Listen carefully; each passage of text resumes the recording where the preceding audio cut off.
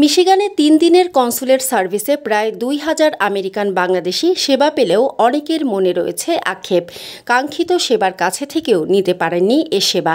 তাদের দাবি, মিশিগানে প্রায় ১,২০,০০০ মানুষের বসবাস, সেখানে ৩ দিনের কনসুলার সার্ভিস যথেষ্ট না।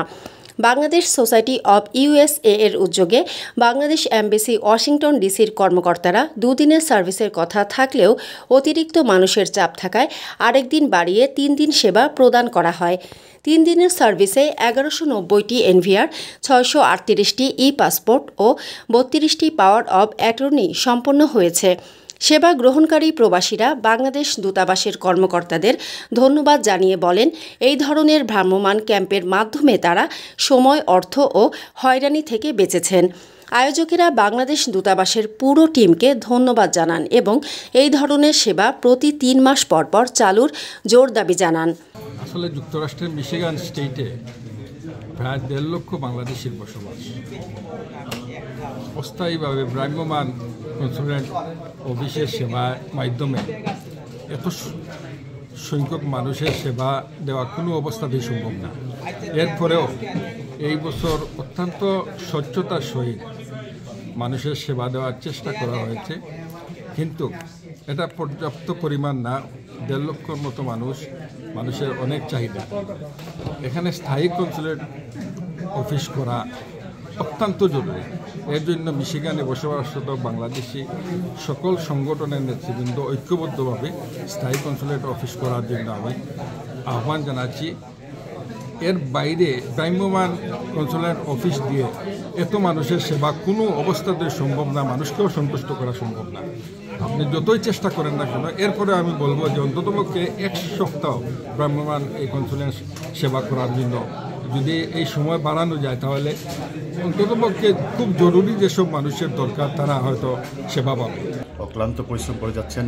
গতকালকে থেকে শুরু হয়েছে, আজকেও চলছে, গভীর রাত পর্যন্ত গতকালকে কাজ করেছেন, আজকেও করবেন এবং আগামীকালকেও আমরা আশা করছি ওনারা সার্ভিস প্রদান করবেন। আর আমরা বেসিক্যালি যারা ভলেন্টিয়ার এখানে আছি, এই কাজের সাথে সম্পৃক্ত, আমরা সম্পূর্ণ মানবিকতায় এবং কমিউনিটি সেবায় আমরা নিয়োজিত আছি।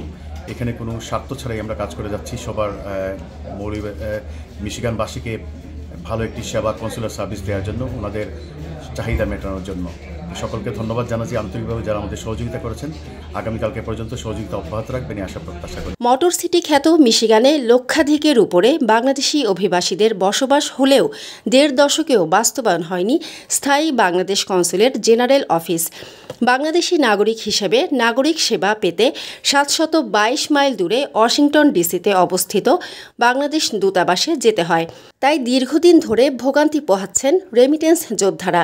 তাদের দাবি, মিশিগানে একটি স্থায়ী কনসুলেটের।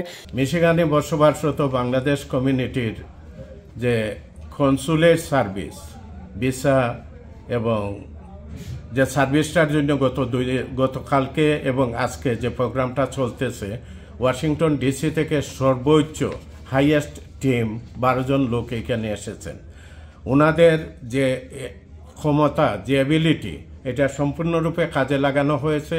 আমাদের এখানে লোকাল ভলান্টিয়াররা অত্যন্ত দক্ষতার সহিত প্রায় ১.৫ মাস যাবৎ ওনাদের ট্রেনিং করা হয়েছে সহযোগিতা করার জন্য, ফর্মগুলা চেক আপ করে তাড়াতাড়ি কুইক করার জন্য। ওনারাও দক্ষতার সহিত গতকালকে এক্সেলেন্টলি, যেখানে ওয়াশিংটন ডিসির হাইয়েস্ট ক্যাপাসিটি আছিল এনবিআর 237, এখানে আমাদের গতকালকে শুধু 227 হয়েছে, গতকালকে শুধু।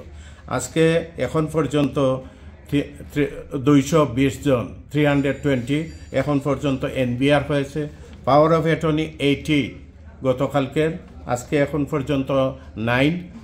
এবং সবচেয়ে সময় বেশি যেটাতে প্রয়োজন হয় ই পাসপোর্ট, এটা বিভিন্ন টেকনিক্যাল ব্যাপার আছে, যার কারণে গতকালকে হয়েছিল 185, আজকে এখন পর্যন্ত 117, যেটা ওয়াশিংটন ডিসি অফিসের হাইয়েস্ট ছিল 137 একদিনে।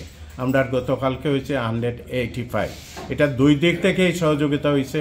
একদিকে অফিসাররা যেমন একটু টিমটা বড় করে আসছেন, অন্যদিকে আমাদের লোকাল ভলান্টিয়াররা অত্যন্ত দক্ষতার সহিত পেপারগুলা চেক আপ করেছেন, যার জন্য কোনো রিটার্ন আসে নাই এবং কাজটা অত্যন্ত দক্ষতার সহিত হয়েছে, কুইক হয়েছে। এবং এখন পর্যন্ত মিশিগানের প্রয়োজনের 3 ভাগের 1 ভাগও এখনো হয় নাই। গতকালকে লাইনে প্রায় 1300-1400 লোক আছিল। আমরা আশা করতেছি অতি সত্বর আমরা গতকালকেই ওয়াশিংটনে ঊর্ধ্বতন কর্তৃপক্ষকে সাথে আমাদের যোগাযোগ হয়েছে। এখানে লোকাল অফিসার যারা আছে second incharge ambassador second incharge উনি নিজে লাইনে আমার সাথে ওয়াশিংটনে আমাদের কালকে আলাপ হয়েছে। অতি তাড়াতাড়ি যত তাড়াতাড়ি সম্ভব মিশিগানে আরেকবার কনসুলেট সার্ভিস আনার জন্য, এবং আমরা মিশিগানবাসীর কাছে আমাদের অনুরোধ, আমরা ভলান্টিয়ারি করতেছি, এখানে আমাদের ব্যক্তিগত কোনো প্রফিট নাই, বাট মিশিগানে বসবাসরত সবার প্রতি আমার বিশেষ অনুরোধ আপনারা আমাদের সহযোগিতা করবেন। আমরা এই প্রোগ্রামের পরপর একটা মিটিং ডাকবো, কমিউনিটি মিটিং, যেখান থেকে আমরা আর একটু বড় আকারে একটা দাবি যাতে ওয়াশিংটনে একটা স্থায়ী কনসুলেট অফিসের জন্য আমরা আবেদন, যেটা 2003-তে আমাদের আবেদন ছিল। প্রবাস কল্যাণ প্রতিমন্ত্রী সর্বপ্রথম মিশিগানে এসেছিলেন 2003-তে। ওই অনুষ্ঠানে আমরা লিখিতভাবে মিশিগান কনসুলেট অফিসের ব্যাপারে আবেদন জানিয়েছিলাম, ওইটার অ্যাপ্রুভেলও হয়ে গেছিল। আনফর্চুনেটলি শেষে আমাদের এইখানে দেওয়া হয় নাই। তবে আমাদের এই দাবিটা আমাদের জোর দাবি, এবং আমরা এটার জন্য আমরা আরও কাজ করে যাব। ঊর্ধ্বতন কর্তৃপক্ষের প্রতি আমাদের অনুরোধ, তারা যাতে আমাদের এই দাবির প্রতি সুনজর এবং বিশেষ করে জনগণের প্রয়োজনে কমপ্লিট করার জন্য ওনারা আমাদেরকে সহযোগিতা করেন, এবং আমরা আরও এভিডেন্স নিয়ে অতি সত্বর ওয়াশিংটনের সাথে যোগাযোগ করব। প্রয়োজনে প্রবাস কল্যাণ দপ্তর বাংলাদেশে আমরা যোগাযোগ চালিয়ে যাব। আমি আশা করি অতি সত্বর আবার আসবে। যাদের হয় নাই ওনাদের প্রতি আমাদেরও খারাপ লাগতেছে, অনেকক্ষণ থাকার পরে অনেক হুইল চেয়ারের অনেক বেবি নিয়ে অনেক মহিলারা আসছিলেন। আমরা কি বলবো, ভাষা নাই, বাট এটা আমাদের খুবই খারাপ লাগতেছে। তবে এই চিত্রটা ওয়াশিংটনে গেছে গতকালকে, যে এখানে কীভাবে লোকজন দাঁড়াইয়া আছে, মহিলা পুরুষ কীভাবে এই চিত্রটা গেছে ওইখানে, ওইটা আমরা এক্সিকিউট করিয়া যত তাড়াতাড়ি সম্ভব তার প্রতিকারের ব্যবস্থা করব। আবেদন থাকবে, আমার বিশ্বাস ঊর্ধ্বতন কর্তৃপক্ষ এটা সুনজরে আসবে এবং কাজ হবে। স্থায়ী কনসুলেট সেবা চালু হলে প্রবাসীরা যেমন সুবিধা পাবেন, তেমনি সরকারের রাজস্ব আয়ও বাড়বে কয়েক গুণ। মানসম্মত হাঁস ও মোরগের চাহিদা পূরণ করতে আল আমিন হালাল লাইফ পোল্ট্রি রয়েছে আপনারই পাশে।